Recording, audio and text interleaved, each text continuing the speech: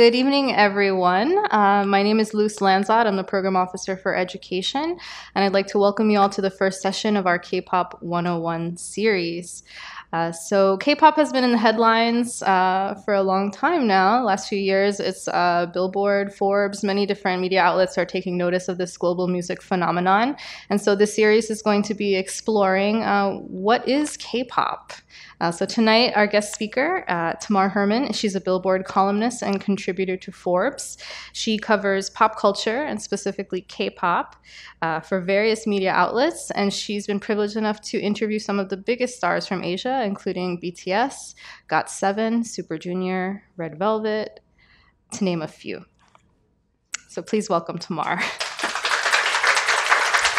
You can follow Tamar on Twitter at Tamar Writes, so you can keep up with what she's covering. So tonight we're going to be covering the origins and milestones of K-pop. So where did contemporary K-pop as we know it begin? So in the early 90s, the Korean pop music scene was focused mostly on trot, love ballads, very innocent songs that were very heavily censored and standardized by ethics committees. So Korean teens at that time were looking for something a little different, and they usually looked to the West, such as American and British musicians, to get that sense of novelty. But in 1992, Seo Taiji Boys, which are on the screen right now, they performed on an NBC talent show, and they introduced a whole new world to Korean pop scene. They introduced hip-hop, dance, rapping, and fashion. And so this was the beginning of kind of mass fandom and the beginning of this kind of Western sound being available for Korean teens in Korea. Before this, as I said, it was mostly very innocent ballads and trot. Seo Taiji had a concept of freedom and representing youth. His lyrics were representing the voice of his generation, voicing their frustrations at a conservative and closed-minded society, which is an interesting concept that idols such as BTS have taken upon themselves to also exhibit. So the question is K-pop just Korean language pop music, or is it more? So after Seo Taiji and Boys debuted in 1992, a couple of years later gave rise to what we know as the Big Three. So SM Entertainment in 1995, YG in 1996, and JYP in 1997. Can I add something? Yes. So Liz mentioned before how like a lot of the music at the time before Seo Taiji was like trot and ballads, but there was also like a lot of rock and pop, but it was very like low key and very, very much censored. So like SM was founded by Lee Soo-man, who had been censored in the 70s for his music, and he actually went to the US partially because of that. YG was founded by Young Hyun-suk, who was in Seo Taiji and Boys, and JYP was founded by Park Jin-young, who like grew popular through his own stuff, which was very popish, but also very like, you know, if he went too sexual, like it would get banned. Like he became famous because like he showed up in like clear shorts. So like these were guys who had all been involved in the music scene outside of what was like allowed, and so they radicalized the industry because of this. Or not because of this, but that led them to do what they did. So we're going to talk a little bit about the elements that make K-pop K-pop. So Tamar, just going to jump right into it, starting with the music. So if you've ever listened to a K-pop song, you've probably noticed that it's at least pop and some hip-hop in it. Usually there's other elements of like rock music and R&B and electronica. Ballad music is popularly interspersed with K-pop. I mean, like the most famous example of like a song that jumps genres is like Girls' Generation's I Got a Boy, which I think somebody recently told me that like within every like 12 seconds, there's a genre change in the song or like something crazy. It's like a 3.5-minute song. So that's very typical. There's no such thing as like, when you think of pop music, there's no actual genre of pop. It's just popular music at that time. Like, we know what pop is because you hear it, but for K-pop, it's just everything, and it's all inclusive. Nowadays in Korea, there's like kind of a differentiation between Korean music and K-pop. Usually K-pop in Korea is actually called idol music, which is why generally when we talk about K-pop, we're talking about idol groups and occasional singers. There is a huge underground and indie music scene in Korea with all different genres. And actually, tomorrow we're having a concert with an alt pop duo, Lusai Toki, who's an indie duo. So you can check them out. Look at the picture. And these are some of the earliest K-pop visuals. You know, everything's like fun, or it's really dark, or it's very, you know, conceptualized. This is something that K-pop has always been. Like Seo Taiji Boys, like they got up and they exuded hip-hop cool. And since then, K-pop has always been really visually focused. Obviously, music videos have been very, very important for K-pop since day one. Everybody, you know, looks really polished. Everybody goes on tour with like 17 stylists. The clothes are always really popular in Korea. Like, they're not up there, but SES's like haircuts, like radicalized like what teenage youth were wearing in the 90s in Korea. Like, I don't think anybody really wore what HOT was wearing, hopefully, but I'm sure some people did. And like that's been a foundation of K-pop. So now like if you look at what K-pop stars are wearing now, it's probably what's going to be trendy in Korea like within the next 6 months. And a secret tip, if it's popular in Korea, like 2 years later, it'll come to the States. So, so keep an eye on that. So here are some more pictures. SES is actually the bottom center, so you can see the kind of cool updos like became a thing because of them. Oh yes.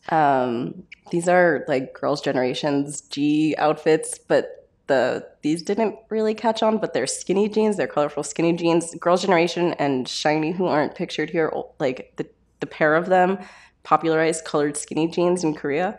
And like it became an insanely big deal. I remember at the time there was like a brands that tried to call themselves like G and like sell colored skinny jeans, and SM Entertainment did not have that. School uniforms are a really popular concept. I think I see 3 here. You know, they sell the image of youth, so school uniforms are really popular. And then as a group develops, they tend to like, you know, go towards suits, or girls will like go towards like more professional looks. Now things are changing a little bit, so some groups will always have a sexy concept and some groups will always have a cute concept. But Liz pointed out earlier that even the cute concepts are always wearing like short skirts and the guys are wearing like tightly fitted clothing. It's all about the visuals. Well, not all, but there's a lot. So this is, I was actually trying to figure out what year this was made in. I think this was probably made in around 2011, just based on actually some of the logos. But if you look at K-pop artist names, they're all really catchy, especially for non-Korean speakers. They're almost always English-based. Very few K-pop groups nowadays are Korean-based because they're trying. Korea's music scene is very, very small. Like the audience is very small. Like when you have a country with less than 50 million people, you need to seek outside revenue. So Korean music, I wouldn't say it's made for international audiences, but it's definitely made with international audiences in mind, especially nowadays. And so all these group names, like there is usually foresight into how international audiences will take them in. Some of them have really ridiculous meanings. Like, looking here to see if there's any other ridiculous one. You Kisses is probably the craziest that's on here. It's something ubiquitous. Ubiquitous Korean international superstar. Thank you. Ubiquitous yes. Korean international and like superstar. Even Boa, like her name is Kwon Boa, but it means birth of an angel. Like you gotta have some other meaning. The names definitely are, yeah, they're not Korean for a reason. Yeah, and HOT was High Five of Teenagers, Finkel was Fine Killing of Liberty. So all of these acronyms have meaning and concept, but still make you kind of scratch your head at the same time. But I think I definitely agree that these groups have the international audience in mind. And even before the advent of YouTube, when international audiences were really getting taste for K-pop, it was the same way. Really catchy, easy to remember names were the key. Every group, every group you can kind of like identify who is supposed to be what. Even in larger groups nowadays, like a group like 17, they've figured it out that even like within the group there are 3 subgroups, and some of them are dancers and some of them are singers and some of them are hip-hop guys, and within those subunits they each have their own role, and the roles are typically like, you know, like singer, visual, which means that they're the good-looking one, which is ridiculous. They're all good looking.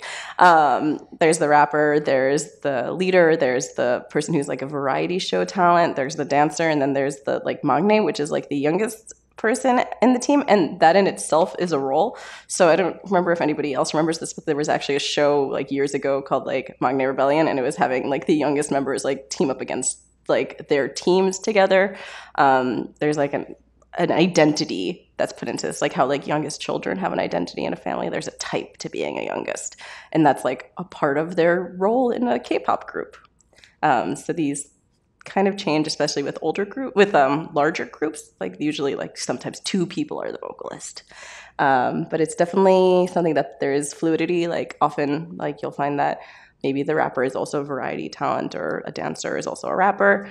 Nowadays, everybody's kind of able to do everything, but it's still, the roles are there, and you can still definitely figure out what is a perfect like characteristic, like why is this person in the group, even if you might think like, oh, they're not a great singer, they're probably there for something else. They're all great singers.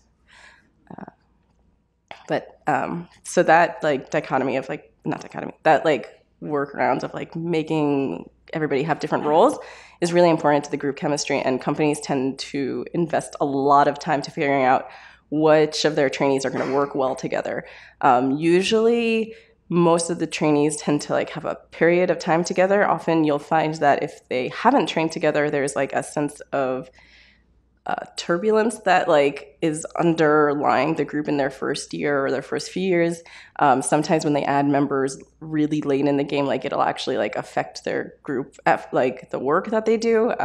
Famously, Super Junior added Kihyun, who's like one of their lead vocalists, in after they debuted a year later, and like they've reflected like years, like they're like in their 13th year now, and like they'll talk like, oh yeah, we like ignored him, like we didn't want him here, like we never trained with him.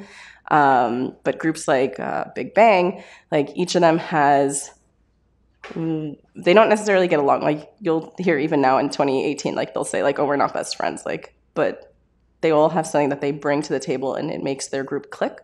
So that clicking is something that these companies invest a lot of time and money into figuring out, because they don't want a group to like be full of fighting.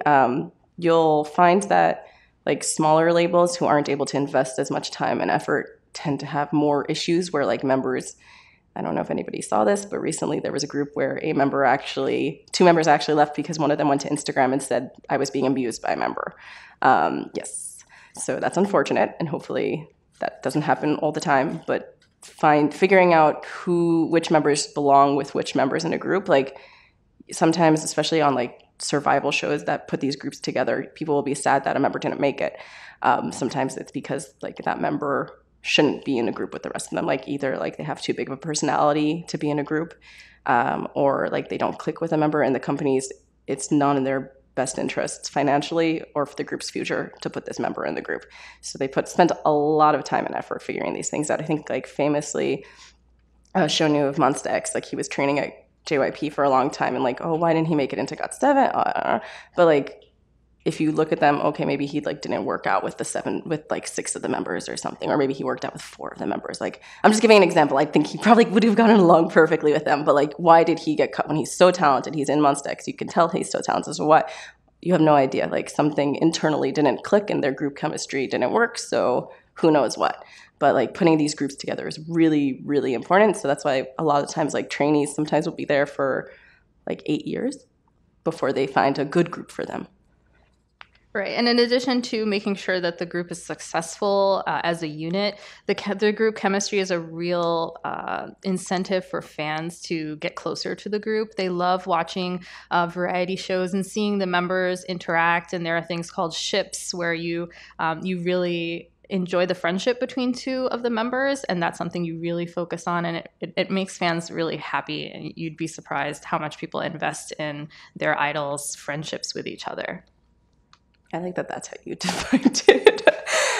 Fan service is like, they are stars. They are making money off of what fans are like buying, which is often like their albums or concert tickets or something. And fan meets in Korea are a huge way where fans meet these celebrities in person, and like fans will come over and like a star will like give them a little heart or tell them like, oh, thank you so much, I love you, thank you like for loving me. Like it's really important they'll often make songs that are dedicated to fans to express how happy they are that like they have their support.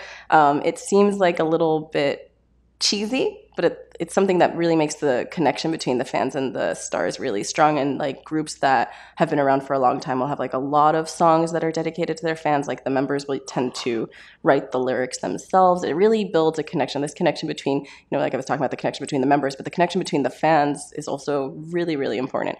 And it's something that like a lot of groups, like, I wouldn't say they work on, but you can definitely tell when a new like group hasn't like really interacted with their fans a lot yet, and then like later down the road you can really see like the relationship, especially like older groups. You'll like see them, they know what fans want, they know like that fans have their needs that they want to be met at like concerts and stuff, and it's really something that builds this connection between the fans and like the celebrities, and it's very interesting.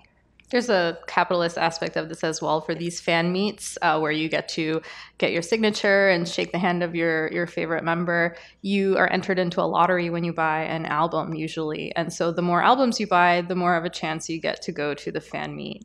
Many international fans are sad that they can't meet their idols, but Korean fans get to. And then there's also an app called V Live, which is a live streaming app that idols use to connect with their fans. So, for example, BTS is pretty active. NCT is also very active on V Live. And they'll do things where it'll be maybe just a member in his hotel room letting you know what they were doing that day. They just finished their concert. They'll tell you how it was. Or sometimes they'll be doing a mukbang, which is when a celebrity or a person eats on camera and talks and interacts with their fans. So you can see when these idols go live on V app, the comments are in all different types of languages, and they happen at all different times of the day. And so they've really capitalized on technology and social networking to connect with their fans. Sometimes people ask me, like, oh, is K-pop a genre? And I really don't think it's a genre. I think, like, there is a stylistic sense of K-pop, and, like, I can hear when a song isn't K-pop-ish, if that makes sense. I'm not going to go into why.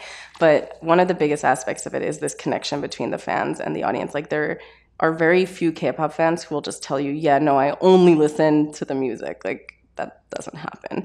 Like, usually people are really invested in the stars. Like, the group dynamic is so that each member offers something else to different fans. So, like, big groups are really popular, not just because, like, these companies invested in a lot of trainees and they need to, like, get them out there, but it's because, like, there's more options. So, like, fans will have more variety to choose from. And this fan service is an element of that. Like, it's really honing in on the relationship. Like, we're sharing part of our life with you. It's so kind of in America, at least, like, celebrities, like, they don't like the paparazzi. They don't, like, want to share so much of that life. That kind of is changing now because of, like, social media culture. But in Korea, it's been like that for a really long time. Like, there's a give and take in the relationship. And so, like, the giving on their part is we're sharing part of our life with you. And now in the age of social media, like, some groups, like, will update their Twitter like every single day, like multiple times a day, and some groups will do V Live at least 3 times a week. Other groups will like maybe update like once every 2 months. So you'll like see fans online complaining about this because they feel like they're like not getting enough or they're not treated well enough. Hopefully everybody's being treated just as well as they want, but yeah, it's very important. Yeah, this can create a cycle where fans kind of feel entitled to insight into their idols' lives, which is a whole nother discussion that we could get into. So we're just touching on it, how K-pop isn't really just the music. It's actually like, I wrote my thesis in college about how it's a transmedia form of storytelling, similar to how like media, like TV shows like Star Trek or Lost aren't just based on the TV show. They also had like websites and board games and other books that were like drawn into the content. It's telling this one story that's beyond just the initial piece of media. So K-pop, like it's the music and it's the music videos that go along with the music, but it's also the TV shows that they partake in. It's the dances that they're giving around. It's you don't have it here, but like it's the dramas that they're in. It's the ads that they're in, and like obviously when like they're in a drama or they're in an ad, they're like acting about something, they're selling a product or they're acting in a role, but it still creates like an identity of this celebrity, and it creates an identity like, oh, okay, like some K-pop groups, they'll be known for like having a lot of acting idols. Like they'll be specifically niched into like, oh, like this group has a lot of acting dolls.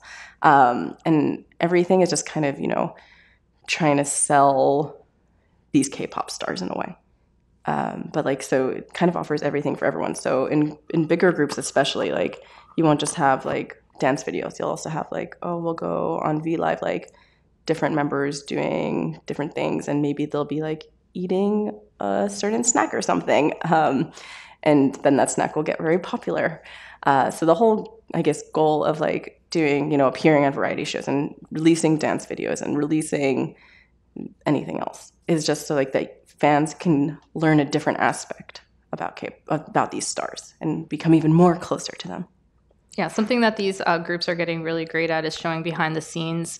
So, for example, this picture here in the top right, I don't know why it's so blurry, but it's a behind the scenes for BTS's video for Save Me, which, if you've ever watched it, it's a one-shot video, and it was filmed in Puan, which in the mudflats.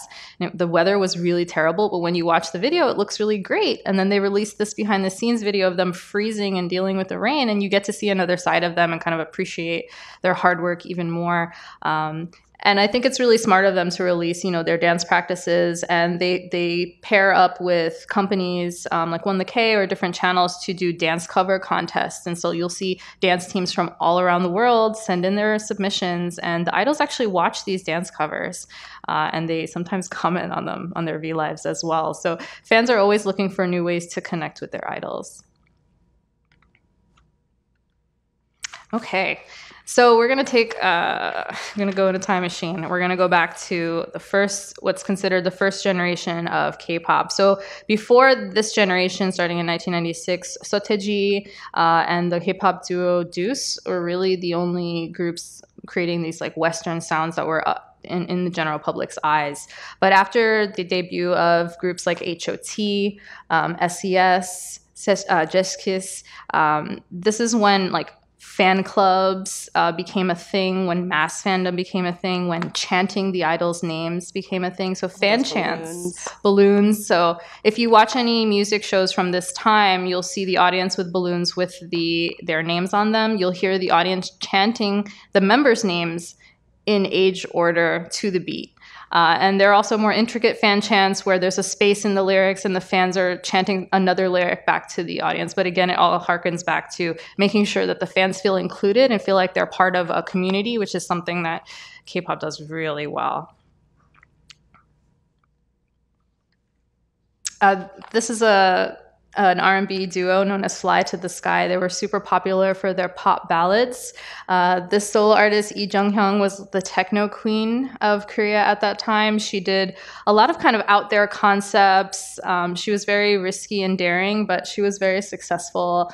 And the middle group Diva, they're also kind of like this tough girl group, whereas the group SES was kind of the innocent, lovey-dovey. They call like the nation's fairies or something. The nation's fairies. They were very cute. Right. And so there was this dichotomy of the cute and then the tough concept for female idols at this time. Okay, let's move on to second generation, which is Tamar's specialty. So the second generation, I think, is when K-pop tended to like go beyond Korea, really. Like in the first generation, there were some concerts throughout Asia.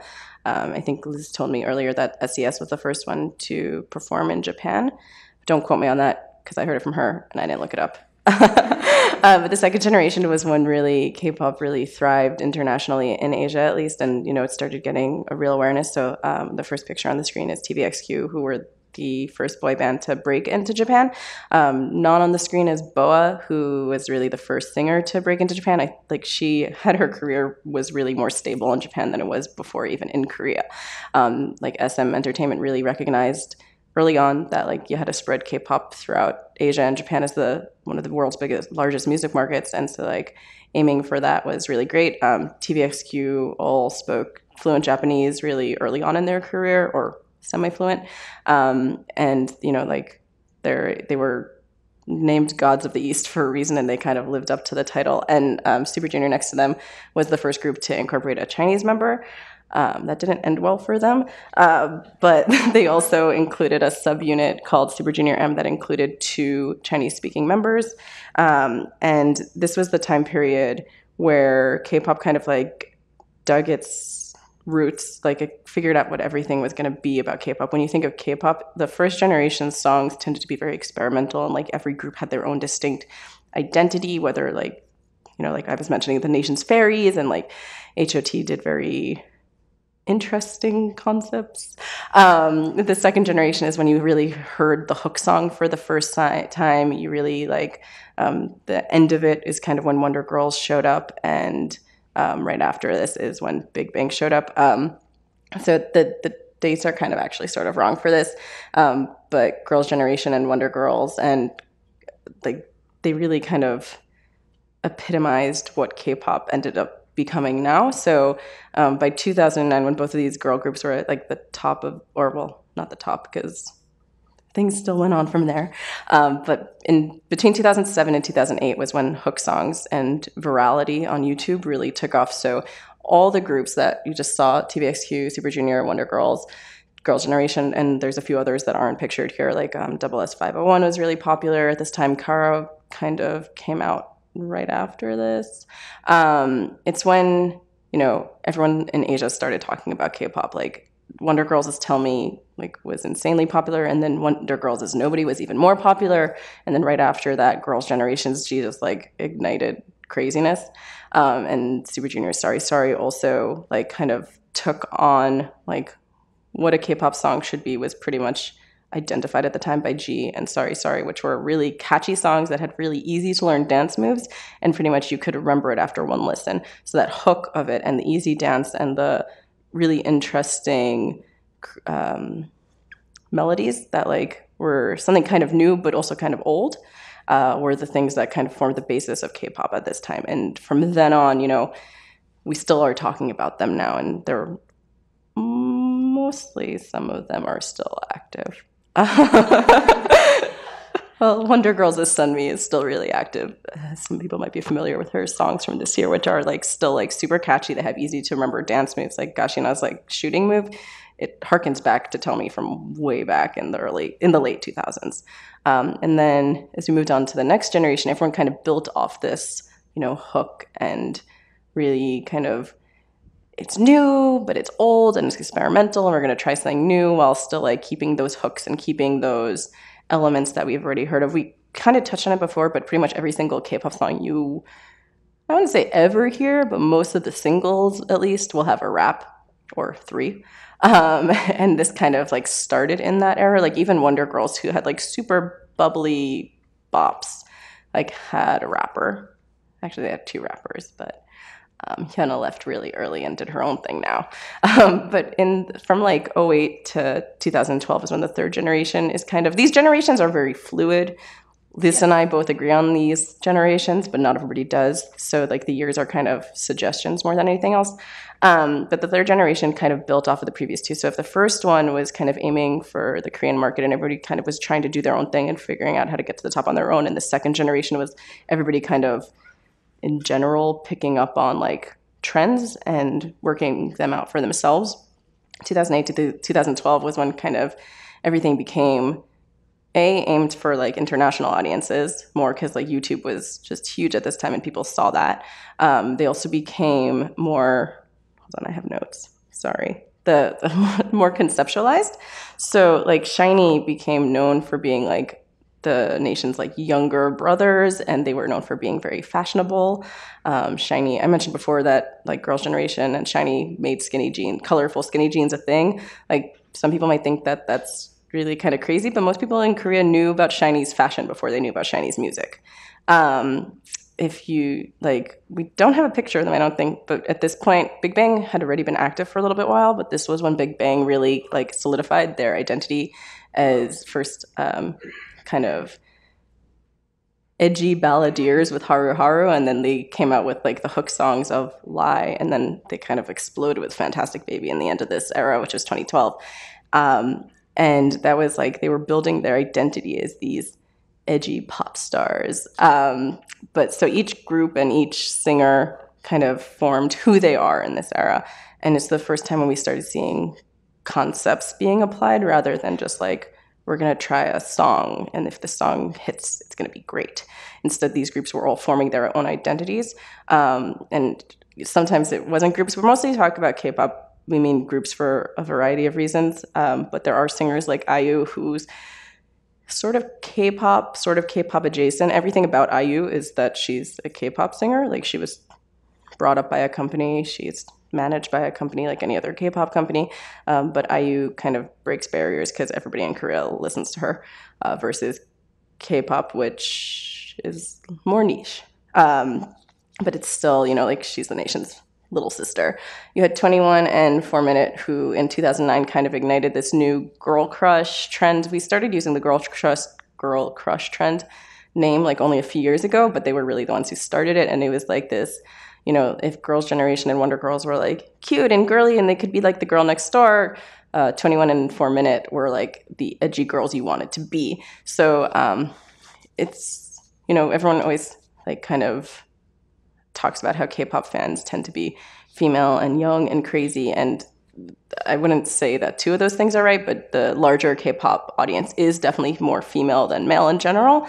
But that's also true about a lot of music industries around the world. And the biggest fan bases of female acts tend to be female acts. Like if you look at like someone like Girls' Generation, like their fans, yeah, there's a lot of guys who like them, but their biggest fan base is girls.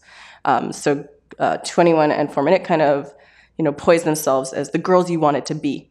And they really battled it out for a few minutes. And then 21 came out, everybody was talking about 21 by the time I Am the Best came out.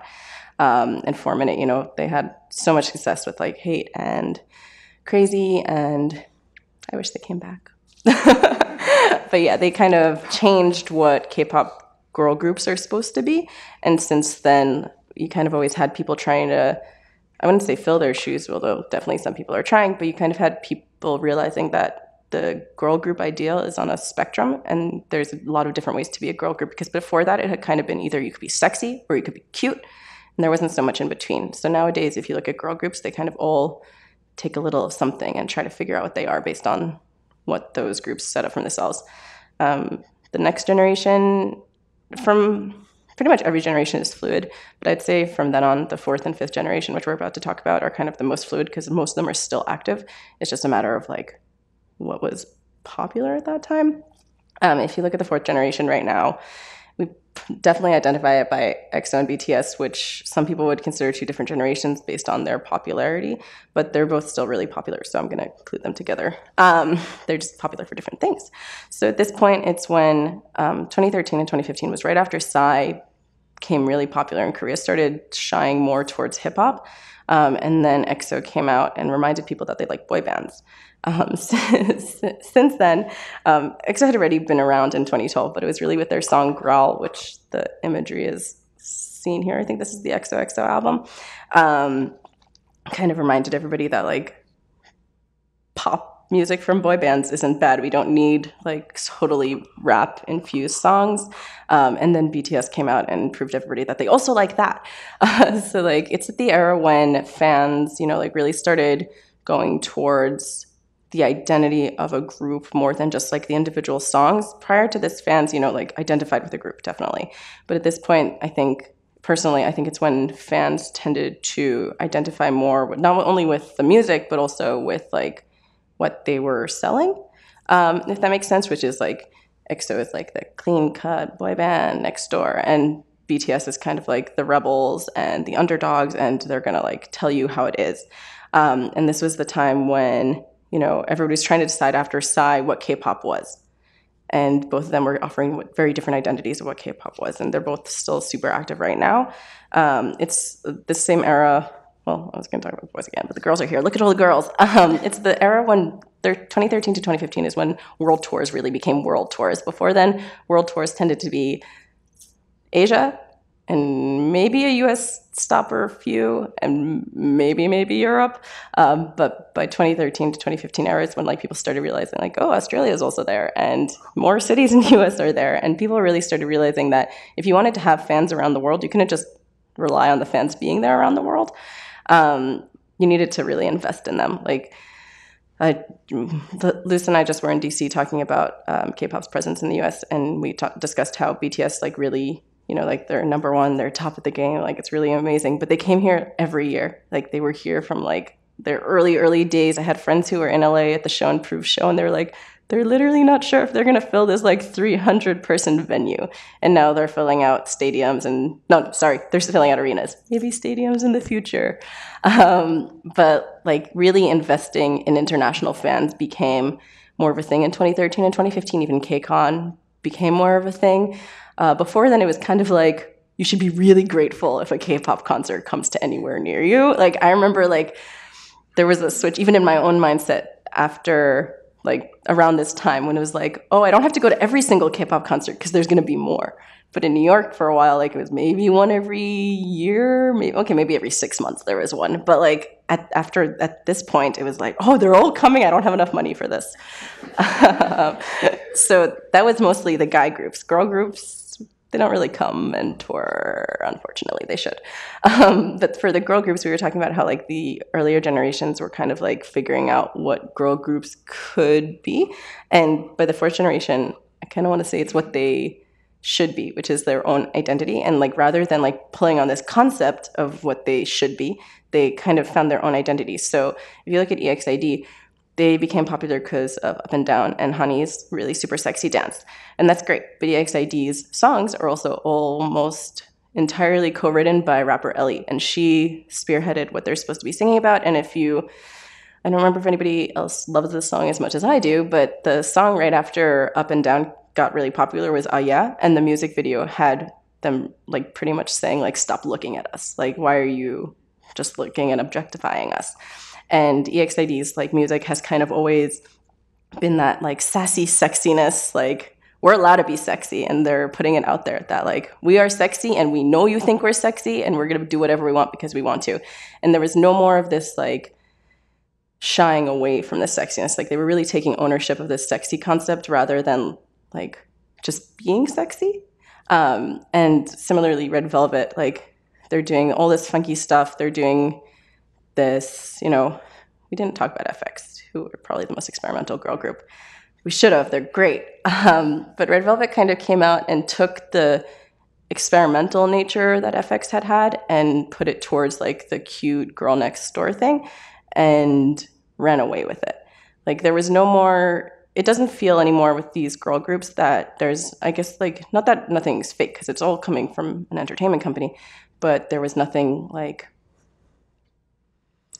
I don't even know how to express this, but it kind of was that instead of it being a concept, these girls groups members really took ownership of these identities, and rather than them switching who they are every song and every music video, these became their identities. And for the guy groups, that had kind of happened already a little earlier, and for girl groups, it was around this era. And then nowadays, you have the present generation of the new groups who are really aiming for international audiences. If the older groups were all aiming like to kind of create their own identity and hopefully be able to go internationally, nowadays, like it's really common to have international members in your group. Like it used to be like, oh, maybe 1 or 2 members in your group. Nowadays, like you have a group like NCT. This is NCT 2018. There are 18 members in it. Several of them are non-Koreans. Many of them are Chinese. There's one from Chicago. There's one from Vancouver. There's one from Thailand. And their aim is, like global domination. They are a limitless K-pop group. Kind of the experimental nature of K-pop just exploded in this last generation. Like 101 is a temporary boy band. These guys are going to break up at the end of the year. I'm really sorry about that to any Wannabulls in the audience. But they're going to go do their own things. A girl group, IOI, was their predecessor. They were all formed through Produce 101. And K-pop is now, we were talking before about how K-pop groups are built of different members and they're to attract fans. And these new generation of K-pop groups, they're kind of built to attract fans to each individual member and hope that the fans follow the group as part of this. And iKON is in the middle here, and they're similar for that because they were formed through a TV show where some of the members were already really popular because they had been on another previous TV show to try to be in Winner. These TV shows are more and more popular. These K-pop groups are nowadays like kind of being formed by viewers, and this whole generation of K-pop groups grew up on the social media era. Like from day one, they've been live streaming. This is the most public formation of K-pop groups ever. Like even if they're NCT, like their members are put into it rather than a TV show, but still from day one, they're introduced to the public and their identity is formed based on their interactions with the public. And this is kind of like the most open generation of K-pop yet. And their whole goal is, even if they're not touring internationally, is to gain as many international fans from around the world as possible. And in the past, like obviously that's always been the goal. The goal is to always, get the biggest fan base. Nowadays, the goal is not just like hope for it. It's kind of how do we make it happen? So every single K-pop company in Korea, and if there are any outside of it, are trying to figure out how to break into the world.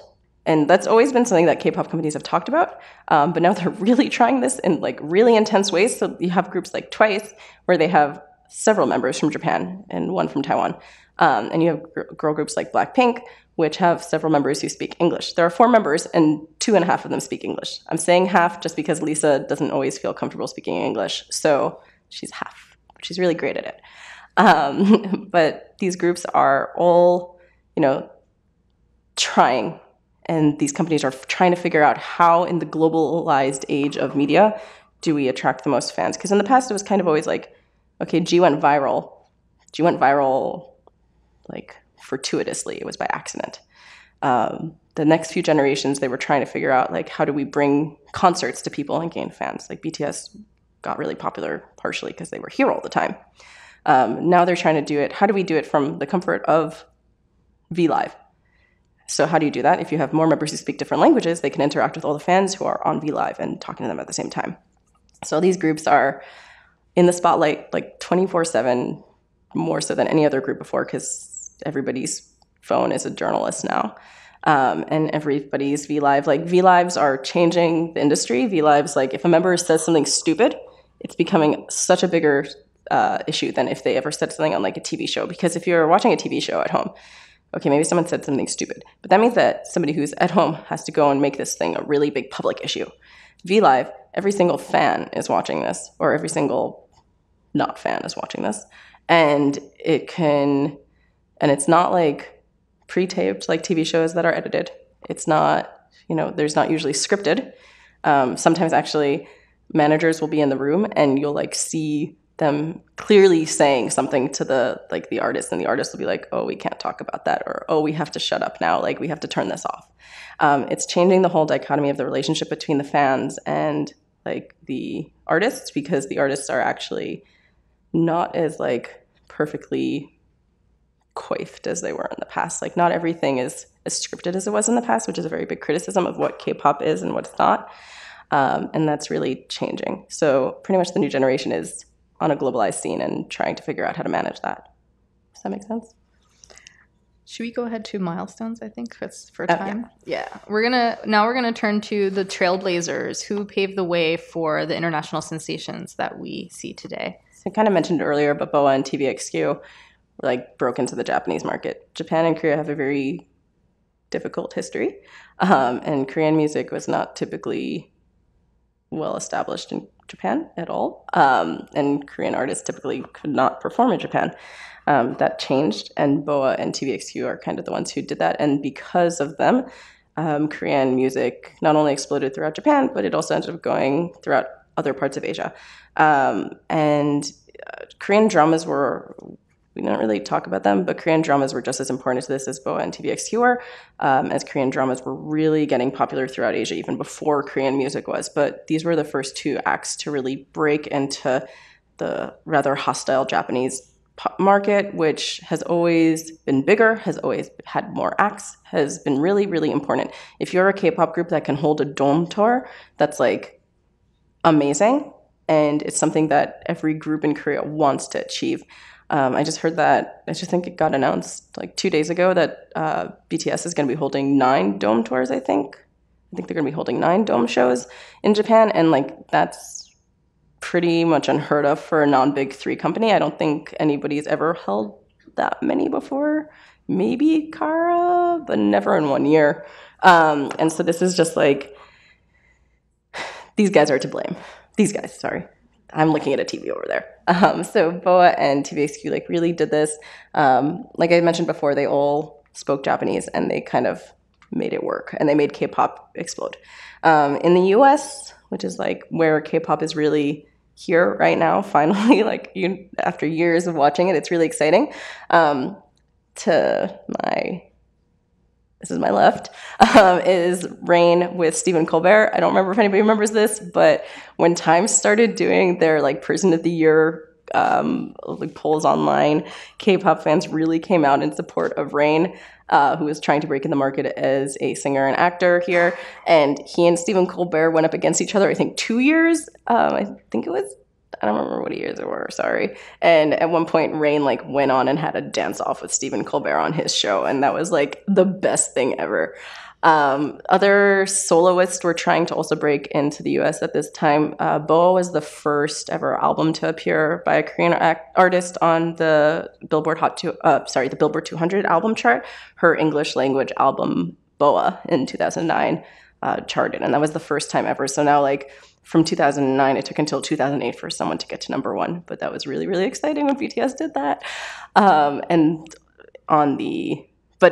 Sorry, I was talking about soloists and ran away with that. So aside from BoA and Rain, there was also Seven who tried and came here. He worked with Lil Kim on a song. But that didn't really go anywhere. But then on the single side of things, Wonder Girls is Nobody, which was already a viral hit throughout the world. I think they ended up releasing it in Korean, Japanese, Chinese, and English. And the English version became the first ever song to appear on the Hot 100. In 2009, they were the last girl group to appear on the Hot 100 until Blackpink did it this year with Do Do Do. So that's really exciting. In between, I just mentioned how BoA and then to BTS, we had it took until 2008 for someone to top it in for Wonder Girls until now. For the singles, it took, again, till 2008 from 2009. So those two have been really, really big years on the charts. In between that, probably the 2 biggest artists, 3 really, 21's not here, in the US were Girls' Generation when they tried to break in with the boys. They appeared on Letterman. That was the first time any Korean act had appeared on late night TV. It was super, super exciting to watch that from my college dorm room. And then Big Bang and 21 were the first K-pop acts to really be able to hold arena tours. They were super exciting. Big Bang had to add more concert dates because so many people wanted to see them. And for a while, Big Bang kind of became the epitome of what K-pop would sell in the US. If you talk to an average person in 2012, maybe they would know Fantastic Baby. And then Psy happened, and then everybody knew Psy. But at the time, I remember people would tell me oh, I was just in a Zumba class, and they played this K-pop song. It's always Fantastic Baby. Fantastic Baby was kind of the first song to really break beyond the K-pop audience in the US. And then Gangnam Style happened, and then everybody started just getting interested in what is this thing. But Big Bang was first, and then 21's I'm the Best became a Microsoft ad. And that went crazy popular. They also had their tour, and they also had multiple shows in arenas in the US, which was really, really exciting. Oh, hold on, sorry. I remember when I heard that BTS was going to perform at the American Music Awards, I was totally blown away. I had no idea that this was going to happen so soon. I remember watching the entire award ceremony, which I hadn't never watched in my life as an American, just to watch them perform. And I believe they were the second to last performance of the night. I think, was it Diana Ross? Diana Ross was on stage after BTS. So that's how big this was. And I think the AMAs knew that the BTS fans were watching and they wanted to milk the ratings for sure. They kept them on till the end. But this was a huge moment. I mean, here you have 7, Korean men singing in Korean with their fans chanting. I'm sure, I saw fan cams from their performance, and the chants were so loud, and you had like confused Americans looking around like, what is going on here? But this was a huge moment. Yeah, the AMAs were kind of the first time. Sorry, I'm just getting over a cough, and I'm like going to cough all over this mic. So BTS, before the AMAs, BTS killed the Social 50 chart on Billboard, and they ended up getting nominated for a BBMA, which is the Billboard Music Award. And social media has always been really important for BTS because it's been the earliest way that they were able to communicate with their fans. If you look at BTS's early Twitter accounts, they were one of the first really innovators to, interacting with fans. Even the earliest days, they used to respond to fans. They don't do that really anymore. But they really introduced fans into their life through social media, and between them coming here pretty regularly and how active they were on social media, BTS's fan base became really, really big. And they, I think they have topped the Billboard Social 50 chart. I think it's over. It might be just under 100 weeks, not consecutive, but they've been number 1. Anyways, they were nominated for a BBMA, and Billboard brought them in to the show. And this was the first time ever that a K-pop group had appeared on an American award show. In the past, I think Psy was nominated in 2013 for Gangnam Style, but this was the first time a group was. And then leading off of that, people in the media noticed, people are responding to this random Korean boy band that we never heard of. And suddenly everybody was hearing about this. And every day it seemed like there was something else really big coming out, people realizing BTS is here. And then the AMAs really honed in on this. They didn't cut them any slack. They didn't put them first. They gave them, they were really holding on to the fact that people were going to tune in to watch. Liz just mentioned, they held out so that the fans would watch. And that's really smart for the TV channel. They really knew that people would keep watching, and that definitely boosted their views. And they really, made it impactful for a Korean group to perform for the first time. I don't think anybody who was watching that will ever forget, not only were they right before Diana Ross, they went after, Pink's, really intense performance. Was that the one where she performed on the walls of the building? Yeah, it was really intense. The whole night, everybody was really, really powerful. Christina performed. Or was it Mariah Carey? No, it was Christina. There's been a lot of award shows this year that I've had to watch for the first time ever. And they just went on and they made history. Nobody had ever done this before. And then a few months later, Love Yourself Tear came out and they went to number 1. They debuted at number 1. This wasn't just a random group doing this. This was BTS doing it. They were the first group in 12 years to appear with a predominantly non-English album on the Billboard 200 at number 1. The last one had been an opera group. So there had never ever been an Asian act at number 1 from a group before, a K-pop, a pop group. And they're probably going to get another number 1 with Love Yourself Answered. Hopefully, as long as nobody Beyonce just drops a surprise album or something. I mean, honestly, if Beyonce does it, I think we can forgive her, but hopefully not. I think it's worth noting also that their number 1, I believe over 100,000 of the 135,000 units they sold to be number 1 were traditional physical album sales. So one big thing in K-pop is that when you get an album, it's not just a CD. It comes with photo cards, and they release several different versions with different photo shoots so fans can collect the different versions. It's very, very smart marketing strategy. But it was amazing to hear how many physical albums they sold in the US. And as Tamar said, they're releasing a new album in a few weeks. And they already have 1.5 million pre-orders in Korea for their new album. That's just in Korea. That's just in Korea. Not the US sales or international sales or anything. And actually, Love Yourself Tear was one of the 10 best physically sold albums in the US. By the end of June, it came out on May 18th. So between May 18th and the end of June, it became the 8th most sold physical album in the country. And the other ones were the Greatest Showman and country music and old rock albums. They were the only contemporary, really super contemporary pop act to do it. And other people are paying attention. Taylor Swift would die for those numbers of physical album sales right now. Maybe not die. Please don't die, Taylor, just for album sales.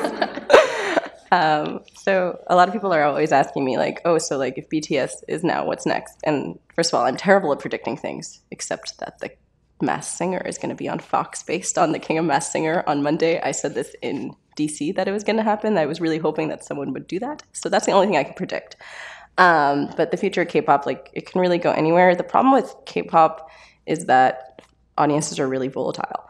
So you could really be on top one day and the next day, like your whole career could be over. I don't know if anybody is a fan of 101, but they had an incident this year where they had a hot mic incident and they lost a lot of fans from it. It turned out there was some stuff that was mistranslated and going around that wasn't right, and maybe the transcript was wrong.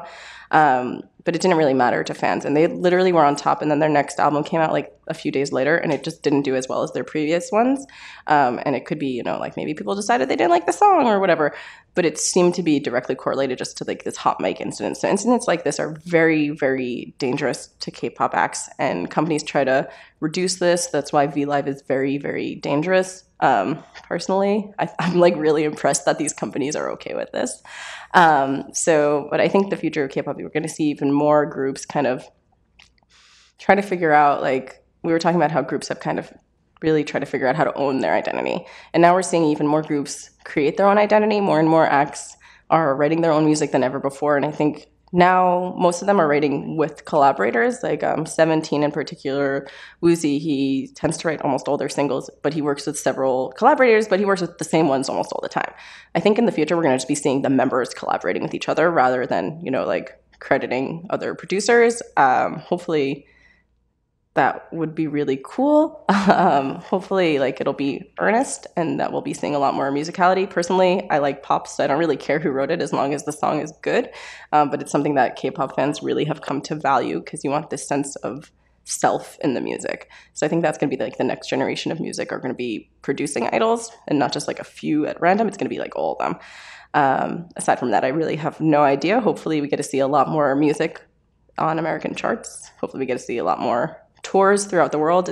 It's really sad nowadays to be an American fan of K-pop, I think, and seeing other fans not get the same like love as we are, because like I feel really spoiled that I get to like go to KCON New York and see all these acts, and hopefully like other concerts can go around the world. I think definitely Latin market is going to be huge for K-pop. A lot of acts are leaning into Latin music right now, and a lot of acts are realizing that there is a huge audience in the Latin American market that just hasn't been tapped yet. So I think several acts are like getting their start there now. People tend to go to Latin America like early on in their days. Like Card has gone there, Dreamcatcher is going, I think SF9 has a tour coming up. So these are all like smaller, kind of under the radar acts, but they're going to be able to show the like Korea, like, oh look, we're popular in Latin America, and they're going to be able to go back to Korea and show them this market is here, this market wants audiences, follow us. So they're going to be trendsetters in the audience, in the market there. I think other markets in Asia are going to become really, really big. If anybody else heard, well, I don't remember if it was today or yesterday, KCON is going to Thailand for the first time. There are several Thai K-pop stars nowadays. There used to only be one.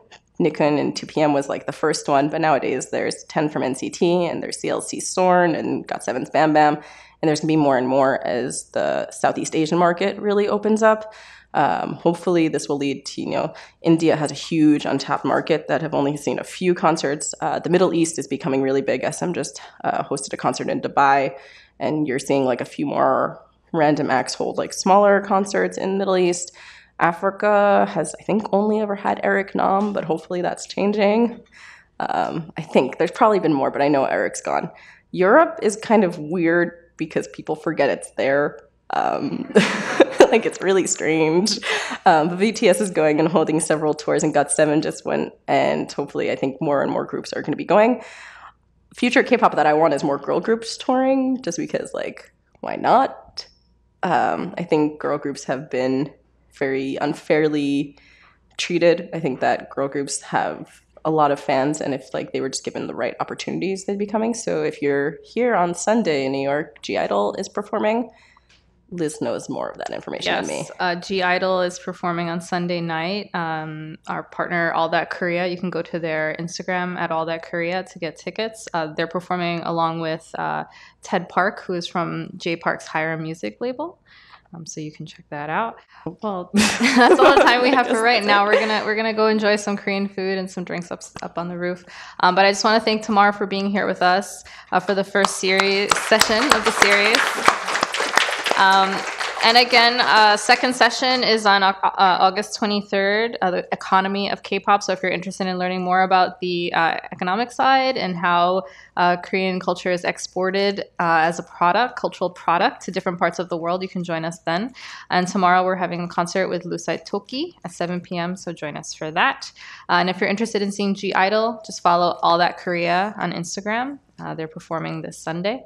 But thank you again to Tamar, and let's enjoy some food. Thanks so much for listening, guys.